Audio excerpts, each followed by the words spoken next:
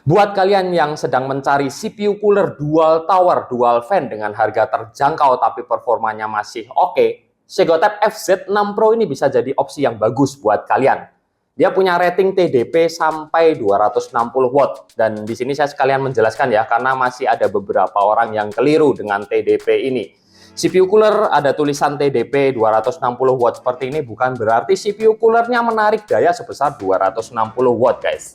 Ini artinya adalah sebenarnya maksimum daya prosesor yang bisa dihandle oleh si CPU cooler ini. Misal CPU package powernya ada di 200 watt. Tentu saja untuk FZ6 Pro ini masih bisa menghandle. Tapi kalian jangan sekonyong-konyong langsung percaya ya dengan tulisan atau label seperti ini. Biasanya untuk CPU cooler, terutama yang low budget, itu banyak yang dilebih-lebihkan angkanya. 260 watt TDP, tapi ternyata CPU package power 150 sudah kewalahan. Sudah sampai 80 atau 90 derajat. Nah, di sini saya akan langsung mereview si Segotype FZ6 Pro ini dan nanti saya akan bandingkan dengan Ayo Water Cooling 240 dari brand Coolmoon yang sekarang harganya sudah merakyat. Sekarang kita langsung aja ya unboxing dulu dan kita coba praktek pemasangan di motherboard Intel sekalian.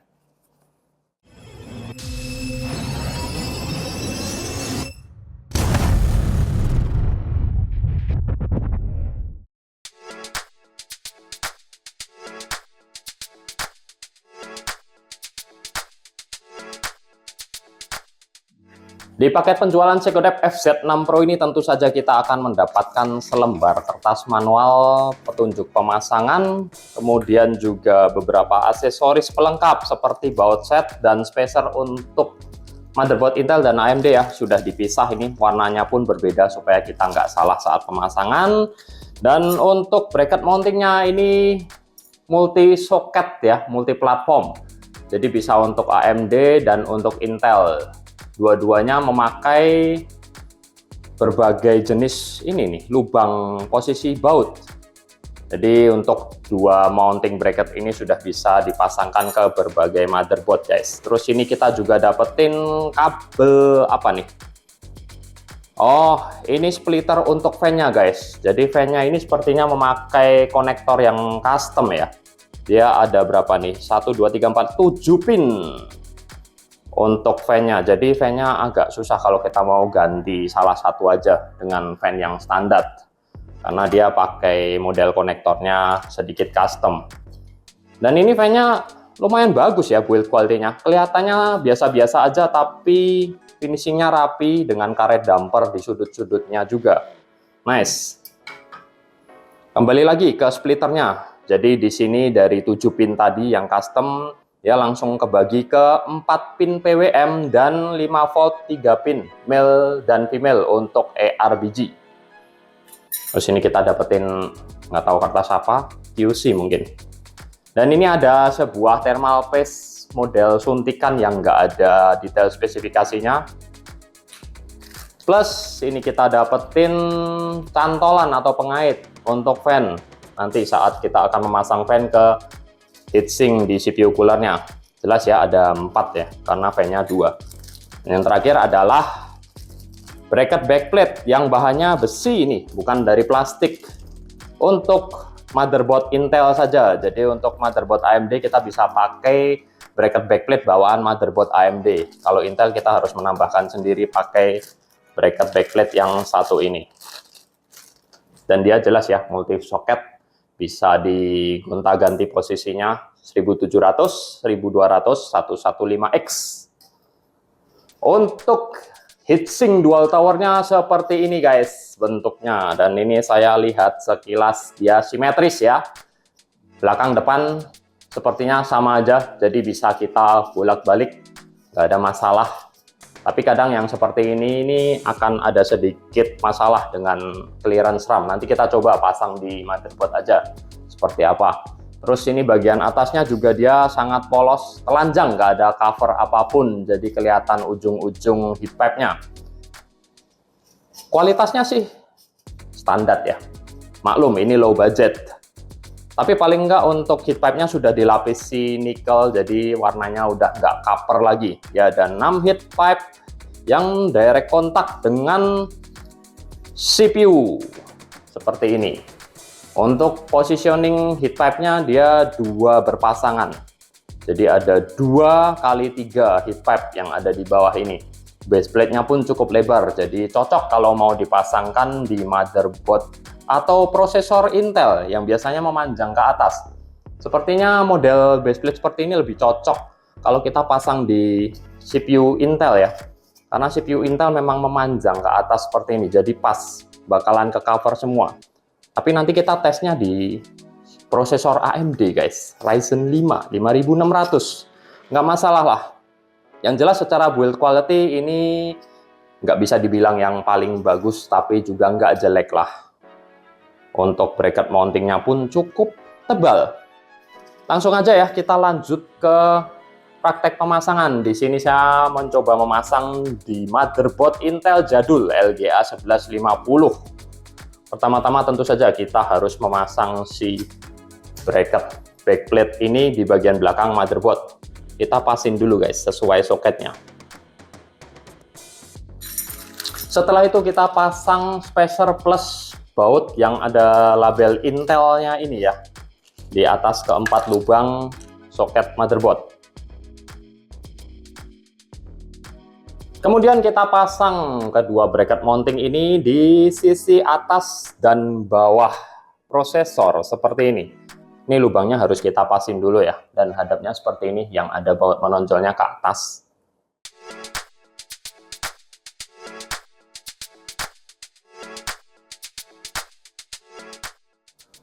Oke, bracket mounting dan backplate sudah terpasang dan ini ada sedikit bending yang wajar sih, karena memang model mounting seperti ini pasti akan membuat motherboard kita sedikit bending.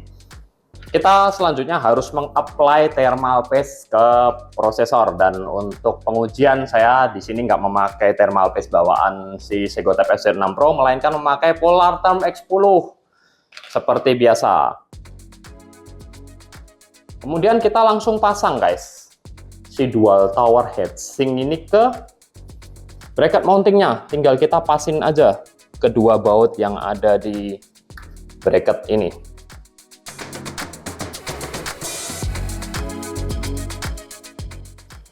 Nah, sudah terpasang untuk heatsinknya seperti ini, dan di posisi seperti ini jelas ya clearance dengan RAM masih jauh, kecuali kalau kalian pasang RAM di slot yang paling dekat dengan prosesor ini ya.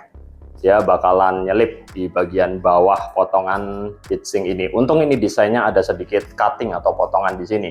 Memang mungkin sengaja untuk memberi clearance dengan RAM. Sedangkan untuk fan-nya sendiri, ini kalau kita pasangkan fan 12 cm di atasnya, ini jelas mentok guys. Nih, kalian bisa lihat overlapnya jauh banget ya. Bisa sih dipasang seperti ini, tapi airflow-nya agak kurang maksimal, karena dia bakalan ada lebihan di bagian atas untuk fan-nya, dan bagian bawahnya ini jadi kurang kesembur begitu. Oke, jadi gitu aja. Sekarang kita mending langsung masuk ke sesi pengujian. Tunggu guys, kita balik lagi karena saya penasaran. Tadi saya mencoba swap atau merubah posisi bracket mounting ini ya, yang tadinya atas bawah sekarang jadi ke kiri kanan. Dan kebetulan di motherboard saya ini masih bisa sangat mepet sekali dengan heatsink VRM yang ada tulisannya ultra durable ini, tapi masih bisa dipasang.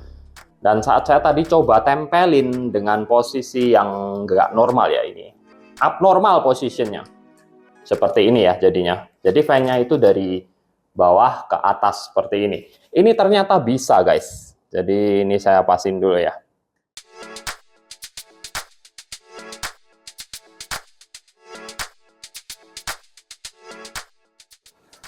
Alhasil FZ6 Pro ini bisa terpasang dengan posisi fan sempurna seperti ini.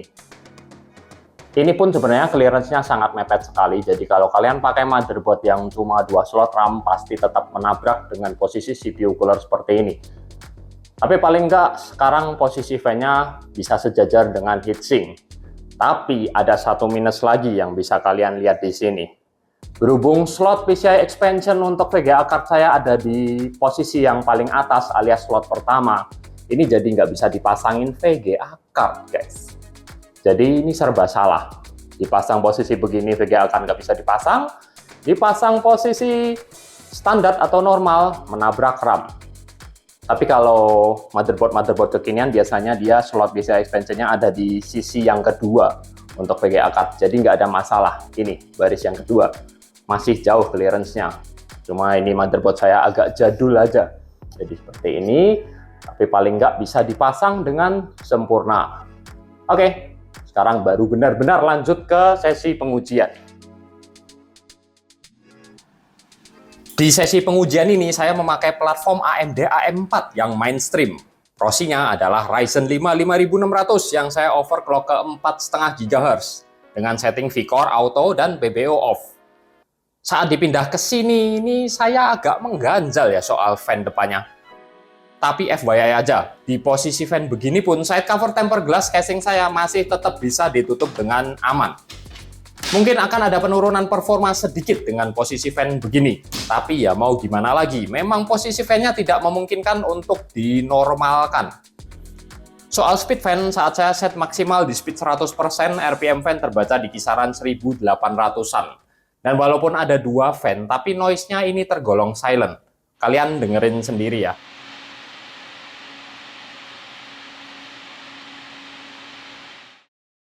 Tes pertama kita jalankan W-Prime Benchmark Stability Test. Dan untuk bacaan suhu seperti biasa, ada HW Info dan Core Temp sebagai secondary. Di sini Segodep FZ6 Pro menghasilkan bacaan suhu maksimal prosi saya di 58,5 derajat Celcius menurut HW Info dan 59 derajat menurut Core Temp. Ini hasil yang bisa dibilang sangat bagus dan dingin. Karena kalau kita bandingkan dengan hasil dari IO 240 Full Moon, di kondisi yang sama dan CPU package power yang 1112 ini pun suhu maksimal prosi saya masih terbaca lebih tinggi atau lebih panas dengan selisih 3 derajat Celcius.